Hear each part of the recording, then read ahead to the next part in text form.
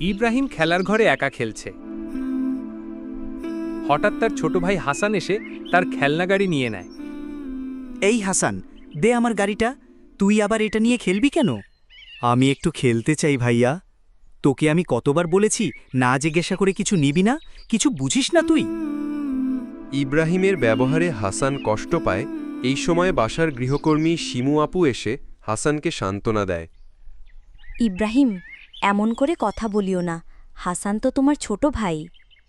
তোমাকেও বলেছি আমার জিনিসের দিকে নজর রাখবে। তুমি কোনো কাজই ঠিকভাবে করো না। শিমু আপু কিছুটা কষ্ট পেয়ে চুপ করে সেখান থেকে চলে যায়। দাদু দূর থেকে সব দেখছিলেন। কিছুক্ষণ পরে দাদু ইব্রাহিমের কাছে আসেন। ইব্রাহিম, আমার সঙ্গে একটু চলো তো বাহিরে যাই। দাদু ভাই, আজ খুব রাগ দেখালে দেখলাম। দাদু, ওরা তো কেউ কথা শোনে না। আমি রাগ করব না?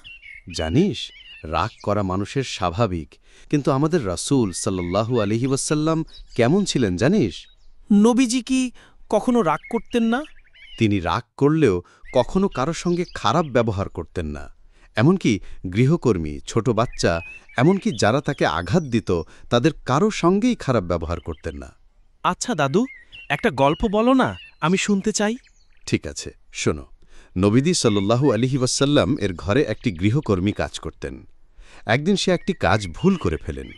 যদি আমরা থাকতাম হয়তো রেগে যেতাম, চিৎকার করতাম, কিন্তু নবীজি শুধু বললেন, তুমি চেষ্টা করেছ, ভুল হতে পারে, ভয় পেও না।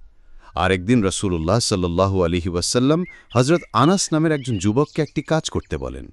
সে পথে খেলতে খেলতে দেরি করে। রাসূলুল্লাহ সাল্লাল্লাহু আলাইহি ওয়াসাল্লাম কিছু বলেননি, হাসি মুখে বললেন, আনাস, তুমি খেলায় মেতে গিয়েছিলে?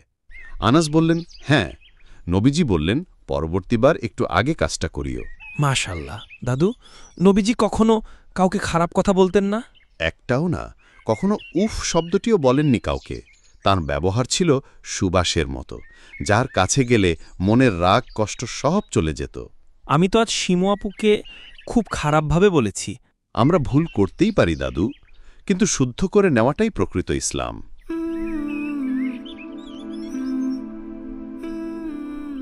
শিমু আপু, আমি আজ খারাপভাবে কথা বলেছি। আমি দুঃখিত আপু, আমাকে ক্ষমা করে দিন। না ভাই, তুমি ছোট।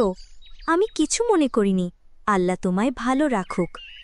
ভাইয়া, তুমি আমার প্রিয় ভাই। আমি খেলনা নেব না, আগে জিজ্ঞেস করব।